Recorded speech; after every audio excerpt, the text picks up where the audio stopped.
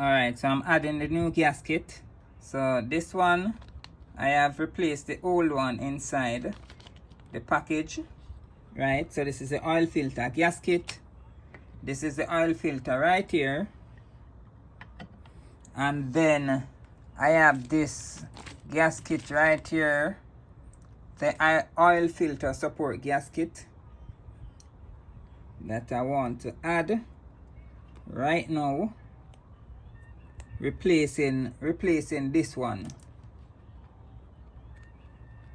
So it's a full overall of gasket, right, that I'm doing today. Alright, so the one gasket right here, the oil filter gasket and the oil filter support gasket. I've cleansed the oil filter and now I'm ready to attach this back to the machine. It's three screws.